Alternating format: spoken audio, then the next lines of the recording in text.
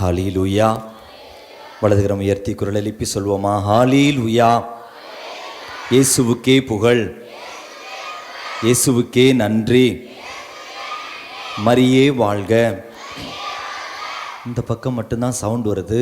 இந்த பக்கத்தில் இருக்கிறவங்களாம் அந்த பக்கம் இருக்கிறீங்க. அந்த பக்கம் இந்த பக்கம் வந்தால் இந்த பக்கம் நல்லா இருக்கும். Price the Lord. அது எந்த பக்கமாக இருந்தால் என்ன ஃபாதர் சொல்ல வேண்டியதை சொல்லுங்க ஃபாதர். அன்புக்குரியவர்களே, இந்த மாலை பொழுதில் நாம் நம் குடும்பங்களை சற்று சிந்திக்க போகிறோம். குடும்ப உறவுகளை பற்றி சிந்திக்க போகிறோம். பைபிளில் முதல்ல குடும்பம் எங்கே இருக்குது சொல்லுங்க பார்க்கலாம். பைபிளில் காணவூரில் திருமணம்னு சொல்லாதீங்க, அது இயேசு முதல் புதுமை செய்தது. பைபிளில் மொத்தம் எத்தனை புத்தகம் இருக்குது? யாரோ ஒருத்தர் கரெக்டாக சொல்லிட்டீங்க தெரியாமல். எத்தனை புத்தகம்? 70. எத்தனை புத்தகம்? 23. அமைதியாடுறா. 73 புத்தகம் இருக்கு. 7 கூட்டல் 3 எவ்வளவு? ஃபாதர் எல்லையாங்கனில் போய் கணக்கெல்லாம் கேட்குறீங்களே ஃபாதர். 7 கூட்டல் 3 எவ்வளவு? உங்ககிட்ட 7 ரூபா இருக்கு, நான் 3 ரூபா தரேன். எவ்வளவு? 73 ரூபாவா? புடா டேய் புடா, நீங்கள் பேசாதரா. அப்போ 7 கூட்டல் 3 10. அதை மனசுக்குள்ள வச்சுக்காங்க. 73 புத்தகம் பைபிளில் இருக்கு. முதல் புத்தகம் எது? அப்பாடா, தொடக்க நூல். எல்லாம் தெரியும் ஃபாதர், உங்களுக்கு தெரியுமான்னு பார்க்குறோம், அவ்வளோதான். முதல் புத்தகத்தில் 2ஆம் அதிகாரத்தில் முதல் குடும்பத்தை பார்க்குறோம். யார் குடும்பம்? அப்பாடா, உங்களுக்கு குடும்பமே சரி பரவாயில்ல. ஆதாம் ஏவாள் குடும்பம், முதல் குடும்பம். சரியான பதில். லாஸ்ட் குடும்பம் எங்க இருக்குது? லாஸ்ட் புத்தகத்தில் இருக்கு. லாஸ்ட் புத்தகம் என்ன புத்தகம்? திருவெளிப்பாடு போட்டுதல். கரெக்ட்.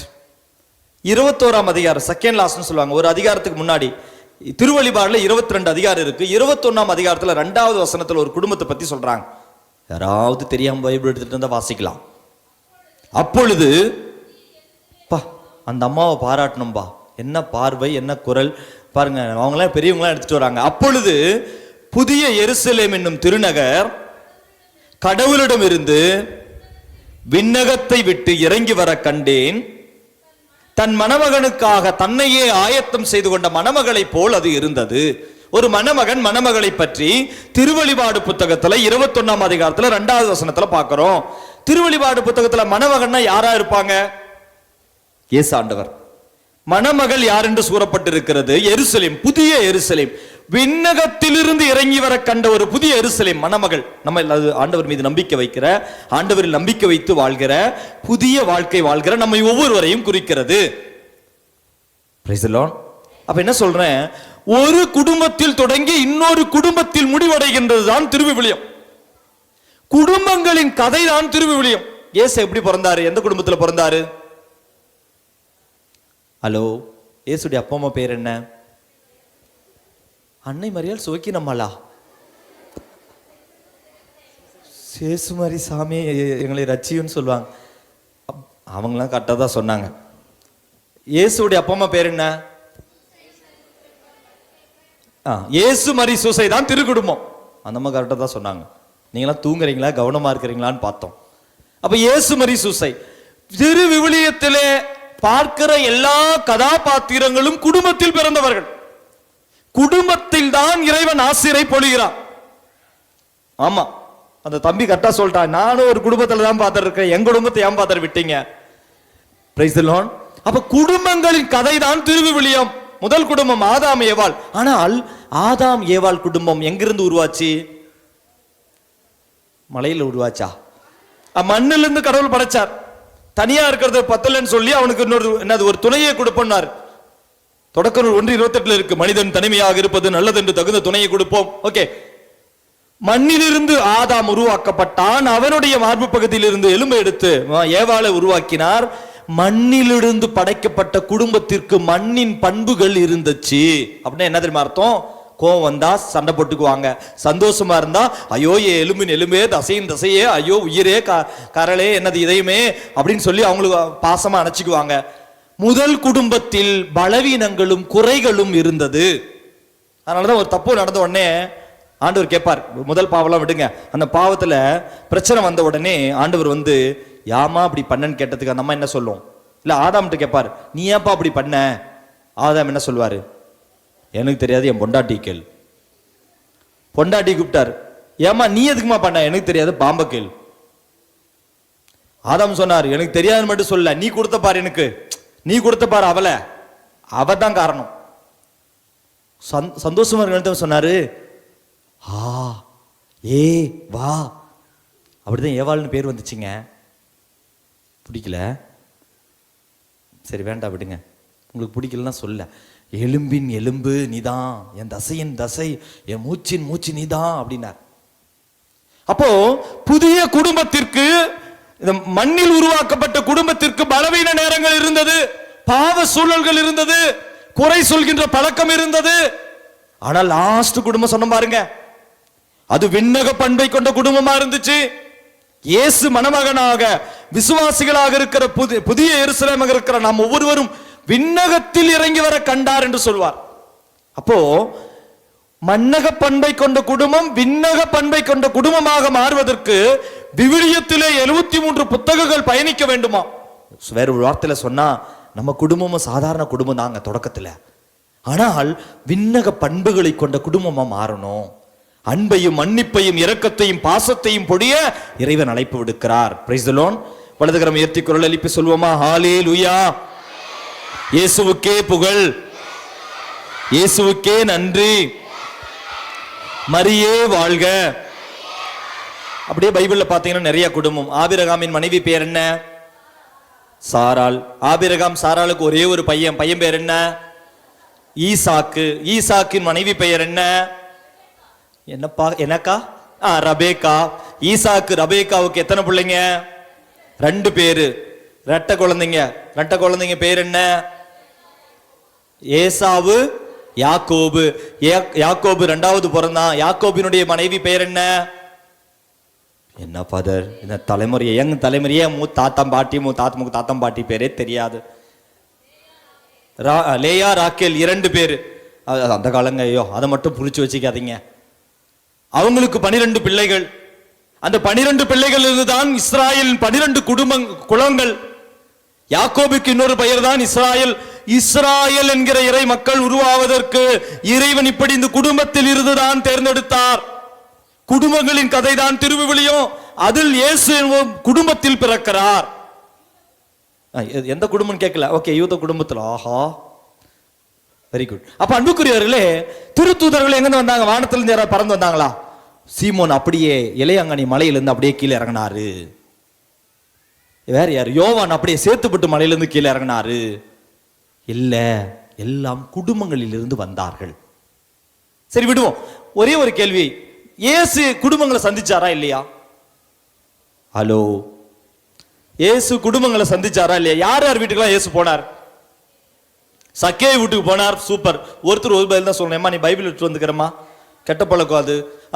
ஒருத்தர் நீங்க ஒரு பதில் சொல்லிட்டீங்க. சக்கேய் வீட்டுக்கு போனார். அடுத்து பேதுரு மாமியார் வீட்டுக்கு போனார். இப்பதான் வாசித்தீங்க, அதுக்குள்ள கேட்கறீங்களே, அறிவில்லையா ஃபாதர்? ஏமா ஒரு பதில் தான் ஒருத்தர் சொல்லணும். முன்னாடி உட்காந்து எவ்வளவு பதில் சொல்லணும், பின்னாடி இருக்கிறவங்களுக்கு சான்ஸ் தரணும். மார்த்தா மரியா வீட்டுக்கு போனார். எத்தனை முறை போனார்? நிறைய முறை போனார். பைபிள் எத்தனை முறை இருக்கு? 2 முறையாவது இருக்கு. ஒரு முறை சாப்பிடுறதுக்கு மட்டும் போனார். இன்னொரு முறை சாவு வீட்டுக்கு போனார். Very good. அப்ப என்னென்ன சொன்னீங்க? மறந்துட்டேன். சக்கை வீட்டுக்கு போனாரு, பேதுரு மாமியார் வீட்டுக்கு போனாரு, மார்த்தா மரியா வீட்டுக்கு போனாரு. கேட்கல? ஞாயிறு மகள் ரோட்ல போயிட்டு பாடையை தூக்கிட்டு போனாங்க. அங்க போய் அந்த மகனை தொட்டு சுகப்படுத்தினார். வீட்டுக்கு யார் வீட்டுக்கு போனார்? முக்கியமான ஒரு நிகழ்வு மறந்துட்டீங்கப்பா. ஞாயிறு அப்பா கல்யாணத்தை சொல்லுங்க, அது ரோட்லயே வச்சு கொடுத்துட்டாருமா, விடுங்க. ஞாயிறுன்ற இதுல போற வழியிலேயே பாடையை தூக்கிட்டு போகும்போது தொட்டு, டே என்னடா கஷ்டம் எந்திரான்ட்டார், விடுங்க. சரி அதெல்லாம் போட்டுங்க. நூற்று தலை வீட்டுக்கு போனாரு, கல்யாண வீட்டுக்கு போனாருங்க. ஏங்க கல்யாண வீட்டு சொச்சோ காணாம போன ஃபாதர் காணா ஒரு கல்யாண வீட்டுக்கு போனாராம். காணா ஊரில் திருமணத்துக்கு போனார், வீட்டுக்கு போனாரு. Price the Lord. அப்போ 4 எல்லாத்தையும் 4 கேட்டகரியா பிரிக்கலாம். 1, நோயாளி வீட்டுக்கு போனார். நோயாளி வீட்டுக்கு போனார். இன்னைக்கு அதான் வாஸ்தவம். மார்க் 1ஆம் அதிகாரம் 29ஆம் வசனத்துல வீடுகளை சந்திக்கிறார். திருத்தூதர் வீட்டுக்கெல்லாம் போறார். லாஸ்ட்ல பேதுரு வீட்டுக்கு போறார், லீடர் வீட்டுக்கு. அந்த அம்மா அப்படியே பேதுரின் மாமியார் அப்படியே உட்காந்துக்குது. டீ போடுறதுக்கு ஆள் இல்லை, கேட்டா உடம்பு சரியில்லைன்னு. ஏசு நல்லா சாப்பிடுவார், சாப்பாடு செய்யறதுக்கு ஆள் இல்லை, கேட்டா நம்ம என்ன சொல்லுது? காய்ச்சல் வந்துருச்சு, மழை வந்துச்சு, இல்ல எப்படி வந்துச்சு சமைக்க முடியும்? உடனே பேதுருவின் மாமியாரை தொட்டு சுகப்படுத்துறார். உன் வீட்டில் நோயாளிகள் இருந்தது என்றால் உன் வீட்டிற்கு இயேசுவை அழைத்து சொல்லணும். குடும்பத்தில் உன் வீட்டில் இருக்கிற நோயாளியை குடும்பத்தில் வாழ்கிறவர்களுக்குத்தான் ஆசீர். Price the Lord. ஊரை விட்டுட்டு வீட்டை விட்டுட்டு பொறுப்பு இல்லாம நான் பாட்டுக்கு சுத்திக்கிட்டு நாம எங்கேயோ போறேன் இல்ல, ஆசீர்வாதம் இல்ல. உன் குடும்பத்தில் நோயாளியா, உன் குடும்பத்திற்கு இயேசுவை அழைத்து செல். ஒரு முக்கியமானதுங்க, நம்ம கிராமத்து பகுதியெல்லாம் இருக்கிறோம். இயேசு யார் வீட்டுக்கு போனாரு? ஹலோ, இப்ப பேசிட்டு இருக்கோம். யார் வீட்டுக்கு போனார்? பேதுரு வீட்டுக்கு போனாரு. பேதுரு வீட்டுல யார் இருந்தாங்க? யார் மாமியார் இருந்தாங்க? பேதுரு வீட்டுல பேதுரு மாமியார் இருக்கணுமா, பேதுரு அம்மா இருக்கணுமா? நம்மளாம் என்ன வச்சிருப்போம்? திருமணம் அவங்களாம் யோசிங்க. நம்ம வீட்டுல என் வீட்டுல அம்மா தான் இருக்கணும். உங்க அம்மா இந்த பக்கம் பதில் சொல்லுங்க. உங்க அம்மா உங்க வீட்டுல இருக்கணும். ஆனா கவனிச்சிங்களா, பேதுருவின் வீட்டில் பேதுருவின் மாமியார் இருக்கிறார். அப்ப பாருங்களேன், உறவுகளுக்கு எவ்வளவு முக்கியத்துவம் தராங்க. அப்படி யோசிங்க. உடனே நீங்க போய் சொல்லாதீங்க, வாசகம் கேட்டியா, எங்க அம்மா நாளைக்கே வீட்டுக்கு கூட்டு வரேன், ஒழுங்கு மரியாதை வச்சு பார்த்துக்கோ. இயேசுவே பேதுரு மாமியார் வீட்டுக்கு போயிருக்கிறார். ஆனால் பாருங்களேன், உறவுகளுக்கு இயேசு முக்கியத்துவம் தரார். பேதுருவும் உறவுகளுக்கு முக்கியத்துவம் கொடுத்திருந்தார். தாயை மட்டுமல்ல, மனைவியின் தாயாரையும் வீட்டில் வைக்கும் பேணி காக்கும் அளவிற்கு உறவுகளுக்கு முக்கியத்துவம், வீட்டுக்கு குடும்பத்துக்கு முக்கியத்துவம் கொடுத்தார். இயேசுவும் வீட்டிற்கு வந்த பொழுது நோயாளியை தொட்டு சுகப்படுத்துறார். அதனால் அன்புக்குரியவர்களே, உங்களுக்கு நோயா, உங்களுக்கு பிரச்சனைகளா, வீட்டில் நோயாளிகள் இருக்காங்களா, நீங்க இங்க ஜெபம் பண்ணும் பொழுது உங்கள் வீட்டிற்கு இயேசுவை அழைத்து சொல்லணும். நோயாளிகளுக்கு தொடர்ந்து அந்த பகுதியில் பார்ப்பாங்க. இயேசு அந்த வீட்டுக்கு போன உடனே எல்லா நோயாளிகளையும் சுகப்படுத்தினார். வீட்டுக்கு வெளியெல்லாம் நோயாளிகளை கூட்டு வந்துட்டாங்களாம். பிணிகளையும் வாதைகளையும் பேய் பிடித்தவர்களை எல்லாம் வீட்டுக்கு வெளியே வந்து நிக்கிறாங்க. அவ்வளவு பிரச்சனை. ஆனால் வீட்டிற்கு கடந்து சென்று நோய் நொடி உள்ளவரை இயேசு சுகப்படுத்தினார். நம்ம என்ன தெரியுமா சொல்றோம்? எனக்கு உடம்பு சரியில்லை, நான் எதுக்கு கோவிலுக்கு போகணும்? எனக்கு உடம்பு சரியில்லை, எங்க அம்மா அப்பா அல்லது குடும்பத்தில் ஒருத்தர் நோயாளியா இருக்கிறாங்களே, நான் எதுக்கு கோவிலுக்கு போகணும்? கடவுளுக்கு கண் இல்லையா, காது இல்லையா? சும்மா சாதாரணமா திட்டிட்டு கடவுளை மறந்து வாழ்ந்து கொண்டிருக்கிறோம். அப்படி எப்படிங்க ஆசீர்வாதம் கிடைக்கும்? செடியோடு சேர்ந்த கொடிக்குத்தான் ஆசீர்வாதம். குடும்பத்தை இறைவன் ஏற்படுத்தினார் என்றால் அந்த குடும்ப வாழ்விலே என்ன பிரச்சனை வந்தாலும், நோய் நொடிகள் வந்தாலும் ஆண்டவரை தேடி அவரை வீட்டுக்கு கூட்டிட்டு வரணும். நீதான சேர்த்து வச்ச, என் வீட்டுல ஒரு பிரச்சனை, ஒரு நோய், ஒரு கவலை, ஆண்டவரே என் வீட்டுக்கு வா. ஆண்டவரோடு இணைந்திருந்தால், என்னோடு இணைந்திருந்தால் அன்றி உங்களால் கனி தர இயலாது. அப்போ முதல் ஒரு சிந்தனை, நோயாளிகள் நாம் யாராவது நம் வீட்டில் இருந்தால் இந்த நாளிலே ஆண்டவரை இயேசுவை வீட்டுக்கு கூட்டிட்டு போங்க, நம்பிக்கையோட போங்க. ஆண்டவர் மீது நம்பிக்கை வைத்தால் என் வீட்டில் இருக்கிற நோயாளிகள் எழுந்திருப்பார்கள். அவர்களை ஆலயத்திற்கு அழைத்து வர வேண்டியதும் அவர்களுக்குரிய அருட்சாதனை வழங்க வேண்டியதும் இறை வார்த்தையை கொடுக்க வேண்டியது என்னுடைய கடமை. பேதுரு வேணா, ஆண்டவரே சாரி ஆண்டவரே, எங்க வீட்டுல எல்லாம் உடம்பு சரியில்லாம இருக்கிறாங்க, நீங்க வராதீங்க, அப்படியே போயிடலாம். நம்மளாம் ஒரு சிலர் இந்த காலத்துலாம், அந்த காலத்துல வீட்டுக்கு சாமியார் வர மாட்டாங்க. இந்த காலத்து சாமியார் வீட்டுக்கு வரலாம், சாமி அடுத்த வாரம் வாங்க சாமி, இன்னும் அந்த மாடுலாம் அப்படியே கட்டி கிடக்குது, துணியெல்லாம் எடுத்து வைக்கல, வீடெல்லாம் காணும், என்ன சாணி போட்டு வலிப்பீங்களா இல்லை என்னது? இல்லையா, சாணிலாம் இல்லை, டைல்ஸா எல்லாம். நாங்களாம் அந்த காலத்துல சாணி சாமி, இந்த காலத்திலலாம் டைல்ஸ் என்ன, மார்பிள் என்ன, த கோல்டு என்ன, கவரிங் என்ன. அப்ப அன்புக்குரியவர்களே, இறைவனை வீட்டுக்கு அழைத்து செல்ல வேண்டும், முதல் சிந்தனை. அடுத்து யார் வீட்டுக்கு போனார்னு சொன்னீங்க? நீங்க சக்கேன்னு சொன்னீங்க. அங்க மார்த்தா மரியா வீட்டுக்கு போனார். ஒரு முறை சாப்பிட போனார். பாவம், சாப்பாடு, சாமியார்லாம் வீட்டுக்கு போனா சாப்பாடுலாம் போடுவீங்களா? அப்ப அன்புக்குரியவர்களே, மார்த்தாள் மரியா வீட்டுக்கு இயேசு ஒரு முறை போறார். முக்கியமான டைம் என்ன தெரியுமா? லாசர் இறந்த நேரத்தில் வீட்டுக்கு போறார். யோவான் நற்செய்தி 11ஆம் அதிகாரம் முழுவதும் அதுதான். லாசர் நோயாளியா இருக்கும் பொழுது இயேசுவுக்கு செய்தி வருதுங்க. கவனிக்கணும். லாசர் நோயாளியா இருக்கும்போது, லாசர் யார்? இயேசுவுக்கு பெஸ்ட் ஃப்ரெண்டுங்க.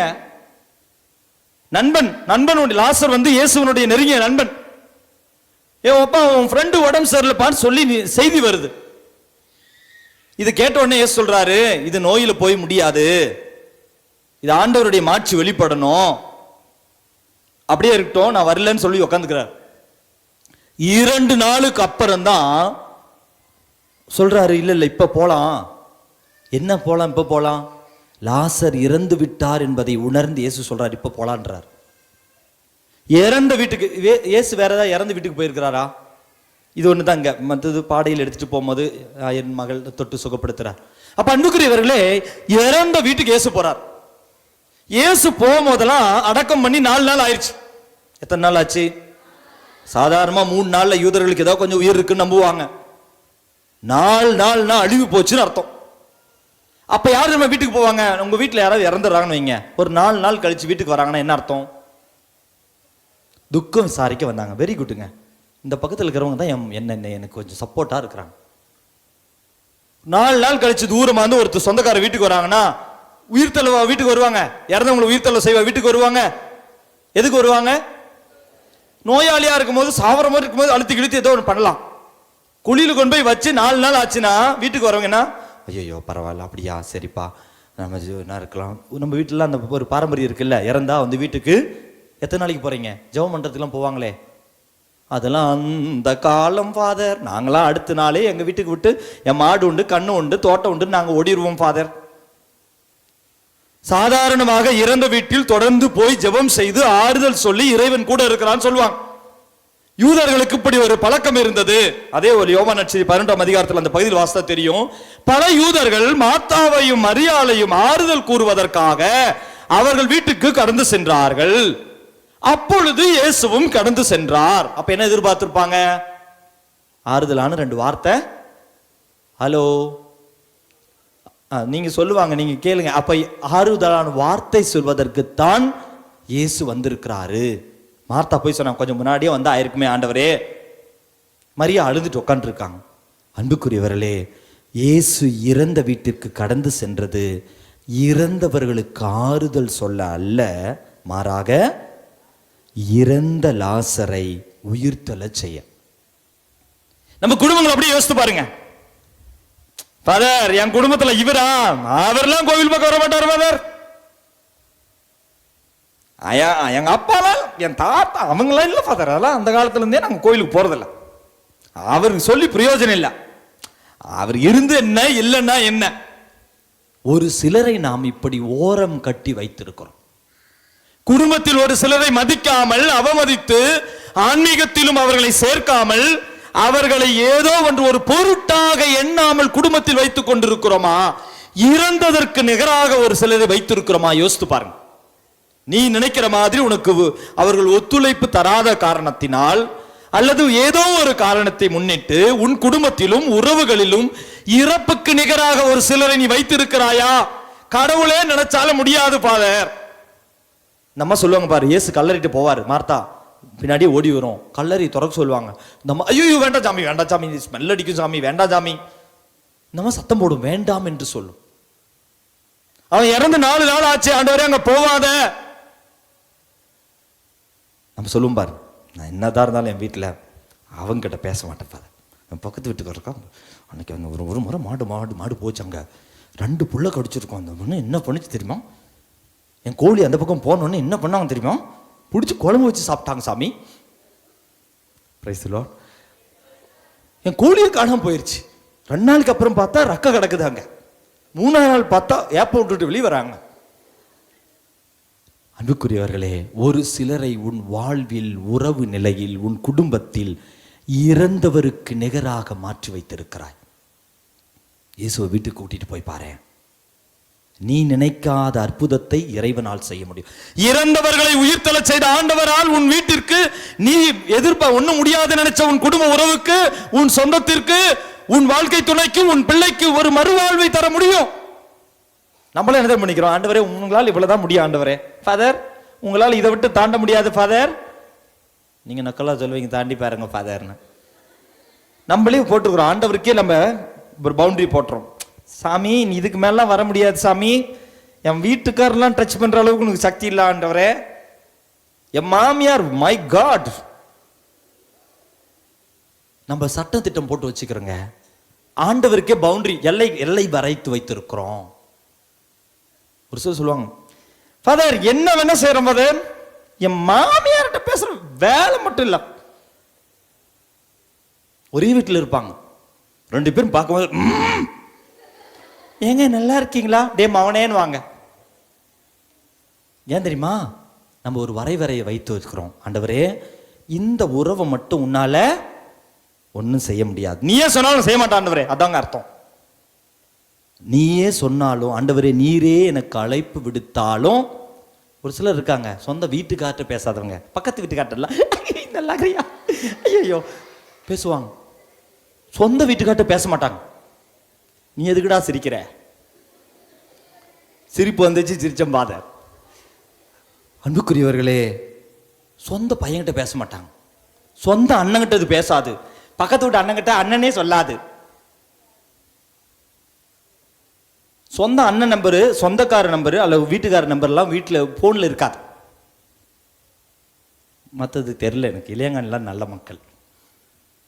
அப்போ அன்புக்குரியவர்களே, இறக்கும் தருவாயில், இறந்த தருவாயில் உன் உறவுகள் இருந்தாலும் இயேசு அவன் வீட்டுக்கு கூப்பிட்டு பாரு. அதை உன் வாழ்வை, உன் குடும்பத்தை அவர் உயிர்த்தல செய்ய அவரால் முடியும். பலதுகிற முயற்சி குரல் எழுப்பி சொல்வோமா? ஹல்லேலூயா. ஃபர்ஸ்ட் என்ன சொன்னேன்? எந்த குடும்பத்துக்கு போனாரு? நோயாளி வீட்டுக்கு போனாரு, உடல் சுகம் கொடுத்தாரு. 2வது இறந்து வீட்டுக்கு போனாரு, உயிர்த்தல செய்தாரு. 3வது யார் வீட்டுக்கு போனாருங்க? ஆஹா, கல்யாண வீட்டுக்கு போனார். நல்லது தாண்டா, கல்யாணத்துக்கு போனா சாப்பாடு கிடைக்கும். இப்பெல்லாம் வேற நீங்க மட்டும் வாங்கன்னு சொல்லி பத்திரிக்கை வச்சிடறாங்க.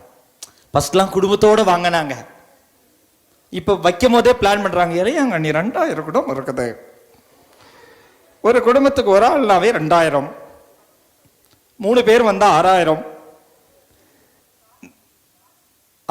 ஒரு அன்பியத்தில் மட்டும் கூப்பிட்டுலாமோ, சொந்தங்கள் மட்டும் கூப்பிட்டுலாமோ? சரி விடுங்க அன்புக்குரியவர்களே.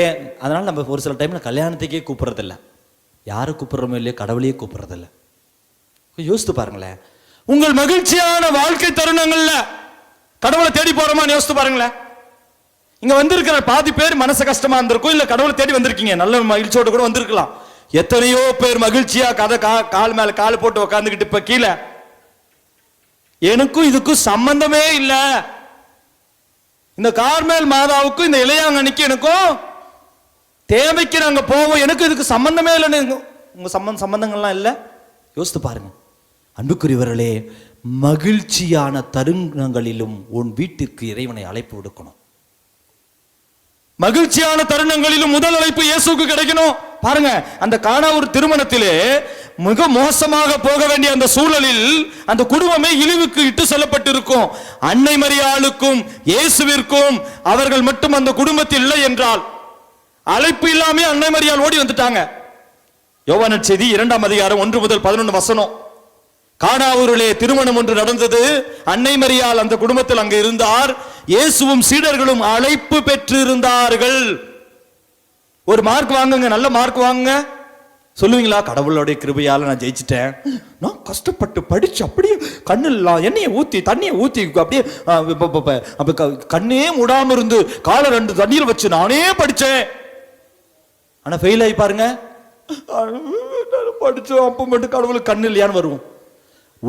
நல்ல ஒரு விவசாயம் கிடைக்கட்டும், பால் நல்லா வரட்டும், மாடு நல்ல 2 கண்ணு போடட்டும். ட்வின்ஸ்லாம் இருக்கா? மாடு ட்வின்ஸ்லாம் போடாது இல்ல, போட்டிருக்கா? அப்பாடா, அப்படிலாம் வரட்டும், கடவுள் நன்றி சொல்லுவீங்க. ஒரு கண்ணுக்குட்டி கொண்டு போய் கோயில் கொடுத்துருவீங்க. அப்படியே எனக்கு மட்டும் அடிச்சுதரா லாட்ரி. நன்மை நடக்கிற பொழுது கோவில் கொடு நான் சொல்ல, நன்மை நடக்கிற பொழுது நன்றி சொல்லி கடவுளை வீட்டுக்கு அழைக்கிறையா? ஒரு பிறந்த நாள் வரட்டும், ஊர் சுத்துற பூத்தடி வாங்குற, கோவிலுக்கு போய் பூசை வைக்கிறியா? கஷ்டம் மட்டும் ஓடி வரையே. உன் மகிழ்வில் உன் குடும்பத்தில் மகிழ்ச்சி என்றால் முதல் அழைப்பு இறைவனுக்கு கொடுக்கணும். அது பிறப்பாக இருக்கட்டும், குழந்தையாக இருக்கட்டும், வாழ்க்கை துணையா இருக்கட்டும், குடும்பத்தில் நிகழ்வாக இருக்கட்டும், ஒரு பொருளாதார உயர்வாக இருக்கட்டும், உடல் ஆசிராக இருக்கட்டும், ஆபத்தில் இருந்து பாதுகாப்பதாக இருக்கட்டும், உன் மகிழ்வின் நேரத்தில் முதல் அழைப்பு இறைவனுக்கு உன் வீட்டுக்கு கூட்டிட்டு வந்தனா அந்த ஆசீர்வாதம் நிலைத்து இருக்கும். அந்த ஆசீர்வாதத்தையும் மகிழ்ச்சியும் மட்டும் மனதில் வைத்து இறைவனை மறந்தாய் என்றால் அது உனக்கு ஆசீராக இருக்காது. நல்ல காலத்துல கடவுளுக்கு நன்றி சொல்லி வாழணுங்க. Price the Lord. வலதுகரம் உயர்த்தி குரல் எழுப்பி சொல்வோமா? ஹalleluya. இப்போ மூன்றாவது சிந்தனை, மகிழ்ச்சி நேரத்தில் முதலளிப்பு. பாருங்க, கல்யாணம்லாம் டைம்லாம் வருது இல்லை? எப்போ நம்ம சாமியாரை பார்ப்போம்? ஃபஸ்ட்டு நம்ம எல்லாம் பிளான் பண்ணி பத்திரிக்கை கூட அடிச்சுட்டு டேட்டை ஃபிக்ஸ் பண்ணிட்டு தான் சாமியார்ட்டே போ. சாமி நல்லா இருக்கீங்களா, அடுத்த வாரம் கல்யாணம் வச்சிருங்க சாமி. முதல்ல என்ன செய்யணும்? ஆண்டவர்கிட்ட தானே கடவுளுக்கு நன்றி சொல்லி இந்த இறை அழைத்தல் திட்டமா என்று புரிந்து கொண்டு தந்தையை அணுகி இது எப்படி என்று அந்த பழக்கம். என்ன நம்ம விட அங்கே சொந்தம், அந்த இது, இந்த லீவு, இந்த நாள் நல்ல நாள், அந்த இது, இந்த இடம், இந்த மண்டபம் எல்லாத்தையும் புக் பண்ணிட்டு தான் லாஸ்ட்ல சாமியாரை புக் பண்ணுவோம். சொந்தக்கார சாமியார் எப்படி கூடுவோம்? நாம எல்லாம் முடிவு பண்ணி தான் கூடுவோம். ஹலோ வந்துரு கல்யாணத்துக்கு, புரியுதா? அன்புக்குரியவர்களே, மகிழ்வின் நிமிடங்களில் இறைவனுக்கு முதன்மையான இடம் கொடுக்கணும். லாஸ்ட் 4வது குடும்பம் சக்கேயுவின் குடும்பம். டைம் ஆயிடுச்சுன்னு சொல்லி யாரோ இது கொடுக்குறீங்க அலர்ட். 4வது குடும்பம் சக்கேயுவின் குடும்பம். சக்கேயு யாருங்க? ஹலோ, லூக்கா நற்செய்தி 19ஆம் அதிகாரம் 1 முதல் 11 வசனம். சக்கேயு யாரு? வரி தண்டுபவர், பாவிகள் என்று அழைக்கப்பட்டார். பாவ வாழ்க்கை வாழ்ந்தவர், மக்களால் இழிவாக பார்க்கப்பட்டார். பணம் இருந்தால் கூட மக்கள் இழிவாக பார்த்தார்கள், ஏனென்றால் அவன் பாவி என்று சொல்லி. Praise the Lord. ஹalleluya. இயேசு பாவிகளின் வீட்டுக்கு கடந்து செல்வார். எதற்கு? பாவ வாழ்க்கையில் இருந்து விடுதலை கொடுப்பதற்காக. நம்ம என்ன தெரியுமா செய்றோம்? பாவ வாழ்க்கை என்றால் பயந்து, இறைவனை மறந்து பயந்து வாழ்ந்து கொண்டிருக்கிறோம். லூக்கா நற்செய்தி 15ஆம் அதிகாரம் 1வது வசனம். போன வெள்ளிக்கிழமை நினைக்கிறேன், போன வியாழக்கிழமை மன்னிக்கணும், 18ஆம் தேதி நான் சென்னையில் அருளாலய தியான மையத்திலிருந்து வரேன். மாதா டிவியில் எங்களுடைய திருப்பலி நிறைவேற்றப்பட்டது. அப்போ அதில் அந்த நற்செய்தி பகுதி என்னன்னா, சுமை சுமந்து சோர்ந்து இருப்போரே எல்லோரும் என்னிடம் வாருங்கள் என்ற ஒரு பகுதி. இயேசு யார் தெரியுமா தேடி வந்தாரு? லூக்கா 15:1 வாசித்தா தெரியும். வரி தண்டுபவரும் பாவிகள், அந்த பகுதி மட்டும் எடுத்து வாசிங்க. லூக்கா 15:1 வசனம். வரி தண்டுவோர் பாவிகள் யாவரும் இயேசு சொல்வதை கேட்க அவரிடம் நெருங்கி வந்தார்கள். பாருங்க, அன்றைய காலகட்டத்தில் பாவிகள் என்று அழைக்கப்பட்டவர்கள், வரி தண்டுபவர்களும், இந்த பாவிகள் எல்லாம் இயேசு சொல்வதை கேட்க என்ன செஞ்சாங்களாம்? நெருங்கி வந்தார்கள். நம்ம என்ன நினைக்கிறோம்? ஒரு தப்பு பண்ணிட்டா ஐயோ என்ன குத்தம்? சாமி குத்தம். நம்ம இனிமேல் கோவிலுக்கு போறதுக்கு தகுதி இல்லை. ஒரு தப்பு பண்ணிட்டோமா, இனிமேல் கோவில் வேண்டாம், இனிமேல் திருப்பலி வேண்டாம், பாவ சங்கீதம் வேண்டாம், எதுக்கு கோவில்? பாவம் செய்துவிட்டு இறைவனை விட்டு விலகி செல்வதில் மகிழ்ச்சி கண்டு கொண்டு இருக்கிறோம்.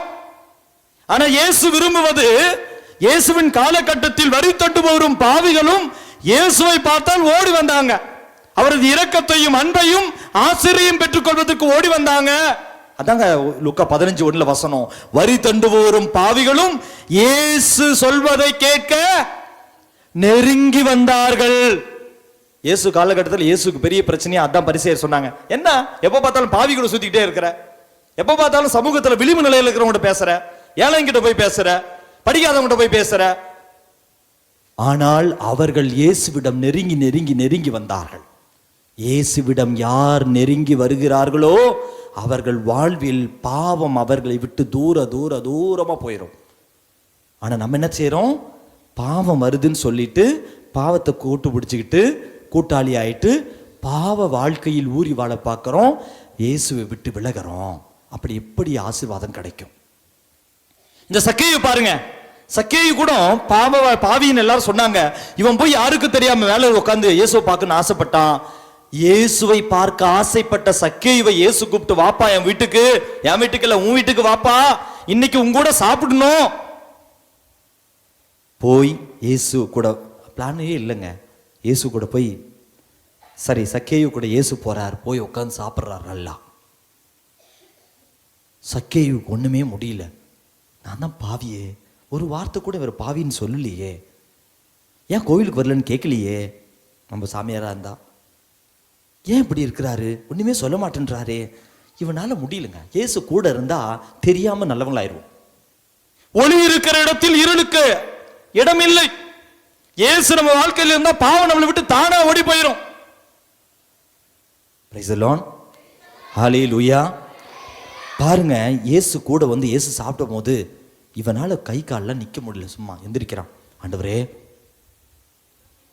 நான் என் உடைமையில் 4 பகுதியை பாதி ஏழைக்கு கொடுத்துட்றேன், யாரையாவது ஏமாத்தி இருந்தா 4 மடங்கா திருப்பி கொடுத்துட்றேன்.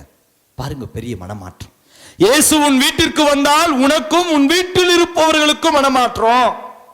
சக்கே என்ன நினைச்சான், நைஸா இவங்கெல்லாம் வீட்டில் இருக்கிறவங்களை விட்டுட்டு நான் மட்டும் நைஸா போய் இயேசுவை பார்த்து ஒரு செல்ஃபி எடுத்துட்டு வந்துடலான்னு போனான். நம்மளாம் வந்திருக்கிறோம், சிலர் வீட்டில் இருக்கிறவங்களை கூட்டிட்டு வரல, நம்ம மட்டும் வந்திருக்கிறோம். கூப்பிட்டா வந்தா தானே ஃபாதர். ஆனால் இயேசு உன் குடும்பத்திற்கு மனமாற்றத்தை மீட்பை தரார். தொடர்ந்து 9வது வசனம் வாசிங்களேன். இயேசு சொல்வார், அவரை நோக்கி, இன்று இந்த வீட்டிற்கு மீட்பு. சக்கேயு, உனக்கு மட்டும் மீட்பு இல்ல. பாருங்க, ஒரே ஒரு வார்த்தை, இது மட்டும் மனசுல பதிவு வச்சுக்காங்க. இன்னைக்கு போகும்போது வீட்டுக்கு போனா உங்க குடும்பத்தோட எல்லாம் போவீங்க. எங்க ஊருக்கு போறதை பத்தி பேசல, பரலோகத்துக்கு போனா நீங்க தனியாலாம் போக முடியாது. உங்க பங்கு சாமியார் போனா உங்களை எல்லாரையும் கூட்டிட்டு போகணும். இல்ல, ஹலோ, போனா எல்லாம் ஒன்னா போகணும், இல்லைன்னா அங்கேயும் ஒன்னா தான் போடும். தனியாக பரலோகம் கிடைக்கணும்னு நினைக்காதீங்க. உன்னிடம் ஒப்படைக்கப்பட்டிருக்கிற உன் பொறுப்பு, உன் குடும்பம், உன் கணவன், உன் மனைவி, உன் பிள்ளைகள், அவர்களுக்கு மீட்பை நீ தர வேண்டும் என்றால், அதற்கான ஒரு வாழ்க்கை சூழலை ஏற்படுத்தவில்லை என்றால், தனியா நான் எப்படியாவது நான் மட்டும் போயிடுறேன், வீட்டுக்கார் வேண்டாம். No no no. நீங்கள் இருவர் அல்ல, ஒரே உடல். கடவுள் இணைத்ததை அங்கேயே பிரிக்க முடியல, அங்க பிரிப்பாரா? அதனால் அன்புக்குரியவர்களே, என்ன சொல்ல வரேன், உன் வீட்டிற்குத்தான், உன் குடும்பத்திற்குத்தான் மீட்பு. குடும்பத்துக்கு தான் மீட்பு. பையனுக்கு ஒரே சந்தோஷம், ஏம்மா என்னை விட்டுட்டு நீ போயிடுவியா பார்க்குறேன்றான். அதனால அன்புக்குரியவர்களே, குடும்பத்திற்குத்தான் மீட்பு. அதனால தனி ஒரு கிறிஸ்துவ வாழ்வில் தனியாக ஒரு பரலோகத்துக்கு போறதெல்லாம் இல்லைங்க.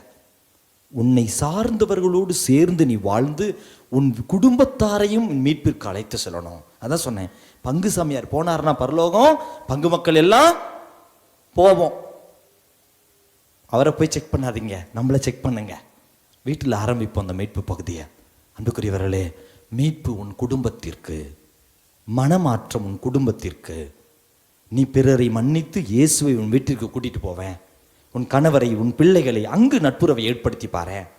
உன் வீட்டில் இறையாட்சி மலர்ந்தது என்றால் உன் அன்பியத்திலும், உன் அன்பியத்தில் என்றால் உன் பங்கிலும், உன் பங்கில் என்றால் உன் மறை மாவட்டத்திலும் உலகத்திற்கு மீட்பு வருது உன் வழியாகத்தான், நம் வழியாகத்தான். நான் மீட்படைந்தால்தான், நான் இயேசுவை விசுவசித்து என் வீட்டிற்கு அழைத்து செல்கிற பொழுது என் குடும்பத்தாருக்கு மீட்பு. அதாங்க செய்தி. அப்ப 4 நிலைகளிலே இயேசு நம்ம வீடுகளை சந்திக்க விரும்புகிறார். நோயாளியா, உடல் சுகமாக உன்னை சந்திக்க விரும்புகிறார். உணர்வற்ற இறந்த நிலைக்கு நிகராக உறவுகள் அற்ற பிள்ளையா நீ வாழ்ந்துட்டு இருக்கிறையா, உன்னை உயிர்த்தெழச் செய்து உறவுகளை புதுப்பித்து உனக்குள் உன் மீட்பை உன் குடும்பத்துக்கு தராரு. மகிழ்வான நிலைகளிலா இயேசு நீ அழைத்து செல் வீட்டிற்கு. அன்னை மரியா உன் வீட்டுக்கு வந்தா வரணும். அவர்கள் இருக்கிற பொழுது உன் வீட்டிற்கு மகிழ்ச்சியும் ஆசீர்வாதங்களும் நிரம்ப கிடைக்கும்.